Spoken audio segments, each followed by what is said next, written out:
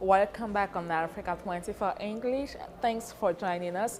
Today for this new edition of the interview, we're joined by Keith Olivier Downer, Chairman and Founder of Venti Global Inc. With him, we will discuss the important role played by private sector companies in the dematerialization of fund transfers to speed up the investment process between Africa and the Caribbean. Mr. Downer, welcome back to Africa 24. Thank you for having me. Well, Mr. Downer, you are the chairman and founder and global of Venti Global Inc. Could you please tell us more about your activities? Venti Global Inc. came into being maybe 3 years ago under a different brand at the time, and we created it during the pandemic when we realized that several people didn't have access to financial services, and several of those individuals who didn't have that access did a lot of cross-border transactions. People worked in the US and sent money home to their families all across the world, and because most of the transmission offices were closed, they didn't have access to those capabilities. So we built the Venti platform to create a deposit account with Visa, MasterCard access, ATM access to the existing networks, leveraging the financial instruments like ACH and branch networks, and allowing those individuals to do cross-border transactions securely to their families and friends back home. Right. Now, who are the targets of Venti Global Inc.? So initially we targeted the mass underbanked and underprivileged banking groups.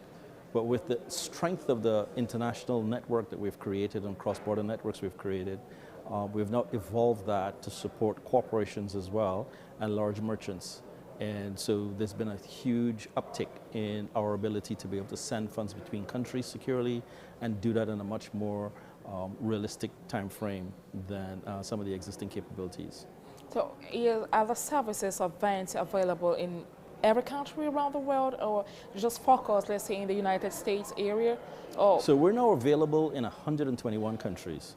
We try to stay within as close as possible the UN approved sanction list on that. We service 65 currencies, and there are 15 languages that the platform is available in. So we're quite global in that capability. For most of those countries, we have a few people where family members are there and people have been sending funds back to them. And we've created access capabilities for them to be able to get funds in multiple currencies. all right, so now please can you tell us what role you think Venti can play in enhancing trade and investment between African countries and the Caribbean? There's a huge deficit of interconnectivity between Africa and the Caribbean from a financial services perspective. And most of the conference has been talking about the fact that third parties, Europe, the United States, have to be used as some settlement or in transit type capability for that. So we think that we have the technology in place that can help to support the PAP system and help to support direct connectivity between the countries in Africa and the Caribbean territories.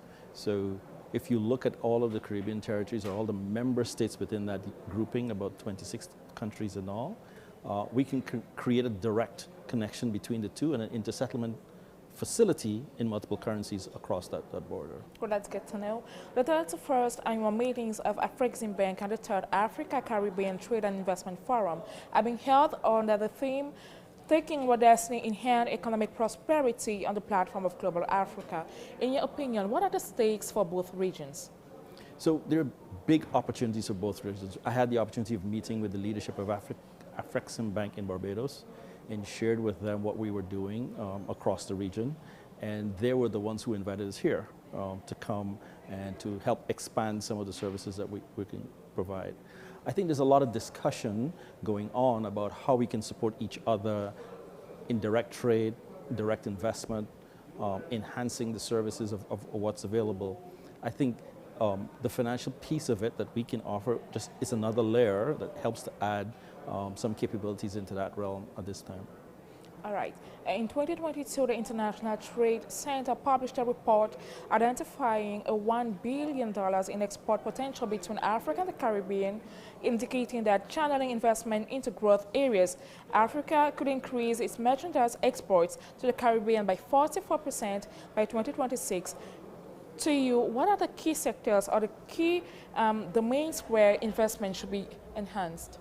So there are several things. From an Africa to the Caribbean perspective, there's the whole industry of textiles.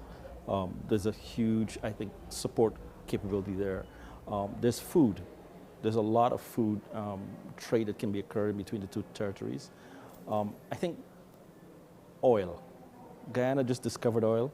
It's 150 miles off coast from Guyana. It's actually closer to Ghana than it is where we're shipping it to Texas for distilling today. I think there's a huge opportunity there to help support that facility as well.